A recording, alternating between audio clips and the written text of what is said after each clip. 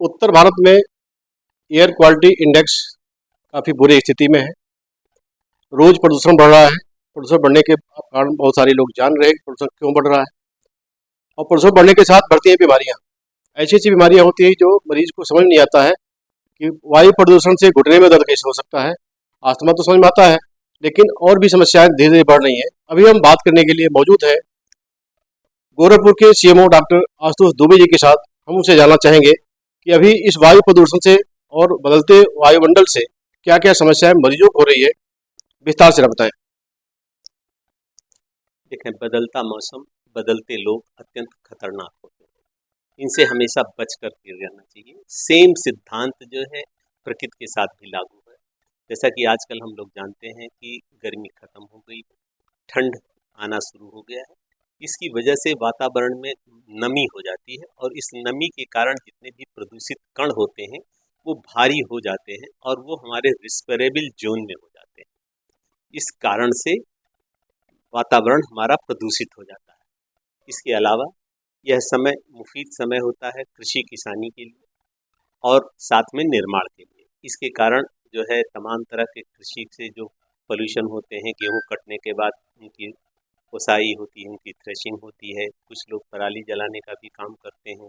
इसके अलावा भवन निर्माण में चारों तरफ जो धूल गर्दे उड़ते हैं वो होते हैं। इसके साथ साथ प्रदूषण का एक अहम कारण जो होता है हमारे आंतरिक घरों के प्रदूषण होते हैं। हम लोग उन चीज़ों पर खाना बनाते हैं जिनसे काफ़ी मात्रा में धुआं निकलता है, और दूसरी हम लोग की एक आम हैबिट्स होती है जिसके कारण हम लोग चारों तरफ का कूड़ा इकट्ठा करके उसे आग लगा देते हैं। ये सब, और दूसरा एक अहम मुद्दा होता है जो हमारे डीजल चलित वाहन होते हैं, वो मानक के अनुरूप जब नहीं होते हैं तो उनसे काफ़ी अधिक मात्रा में प्रदूषित कण निकलते हैं और वायुमंडल की नमी को वो अवशोषित कर लेते हैं और वो हमारे रिस्पिरेबल जोन में रहते हैं।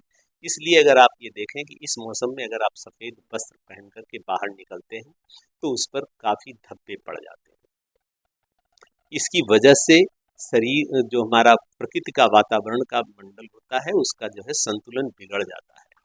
और इस कारण जैसे उत्सर्जन में हमारे नाइट्रस गैस होती है, सल्फर गैस होती है, और तमाम तरह की अन्य विषैली गैसें निकलती हैं, वो निकलती हैं। और दूसरा, अपने लोगों के यहाँ जो होता है एक आग तापने की प्रथा होती है जिसमें लोग कंडे, लकड़ी और इत्यादि जला करके करते हैं। और ये सब प्रदूषित कण जो होते हैं, ये फेफड़ा हमारा जो होता है ये आंतरिक अंग होते हुए भी बाह्य अंग की तरह होता है, क्योंकि हम जो कुछ भी इनहेल करते हैं वो हमारे फेफड़े में जाता है। फेफड़े हमारे उसको शुद्ध हवा या अशुद्ध हवा जो होती है उसी से ऑक्सीजन को अवशोषित करते हैं। तो अगर प्रदूषित कण अगर वायुमंडल में अत्यधिक होते हैं तो हमारे फेफड़े में जाते हैं और ये ट्रिगर का काम करते हैं।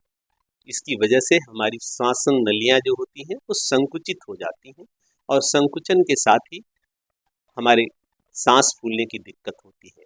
कुछ लोग जो स्मोकिंग करते हैं उनकी श्वसन की नलिकाएं जो होती हैं उनकी इलास्टिसिटी खत्म हो जाती है, और जब वो प्रदूषित वातावरण में रहते हैं तो उसमें संक्रमण हो जाता है। संक्रमण की वजह से उनकी नलियां और संकुचित हो जाती हैं, इस कारण उनको भी होता है। तो इसलिए इस मौसम में अस्थमा, ब्रांकाइटिस और सीओपीडी के मरीज अत्यधिक संख्या में बढ़ जाते हैं। इसलिए हम लोग सलाह देते हैं कि प्रदूषित वातावरण में जाने से बचें। अगर आप बाहर निकलते हैं तो मास्क का प्रयोग करें। प्रायः कोशिश ये करें कि सुबह और शाम के समय जब ठंड थोड़ी ज़्यादा होती है तब प्रदूषण अत्यधिक होता है, उस वक्त घर से बाहर न निकलें। जब वायुमंडल गर्म हो जाता है तब प्रदूषण कम हो जाता है, क्योंकि जो नमी होती है धूप की वजह से कम हो जाती है, वातावरण विरल हो जाता है, तब उस वक्त घर से बाहर निकलें। इसलिए जो बाहर टहलने जाते हैं उनको से भी मैं निवेदन यही करता हूँ आपके चैनल के माध्यम से, प्रातःकाल और सायंकाल घर से बाहर न निकलें। आग तापने का काम न किया करें। कुछ लोग अपने घरों में अंगीठी जला करके, कोयले की अंगीठी जला करके अपने शरीर को गर्म रखना चाहते हैं, तो कोयले से कार्बन मोनोऑक्साइड गैस निकलती है, वो भी स्वास्थ्य के लिए अत्यंत नुकसानदायक होती है। वैसे जो भी ऑटोमोबाइल फ्यूम्स होती हैं या वातावरण में जो भी हमारी प्रदूषित कण होते हैं, ये शरीर के सभी अंगों को प्रभावित करते हैं। आपने केवल गांठों के दर्द के बारे में पूछा, लेकिन अगर इसको देखा जाए, नक्सिक वर्णन किया जाए, तो प्रदूषित माहौल में रहने वाले लोगों के सर पर बाल कम हो जाते हैं, उनको जो है दृष्टि दोष हो जाता है, कैटरेक्ट समय से पहले हो जाता है। इसके अलावा शरीर में स्किन में एलर्जी हो जाती है, एक्जिमा और तमाम तरह की खुजली की शिकायतें होती हैं। और हम ये प्रदूषित गैस जब इनहेल करते हैं तो हमें लीवर कैंसर और इंटेस्टाइनल कैंसर होने की संभावना भी बनी रहती है।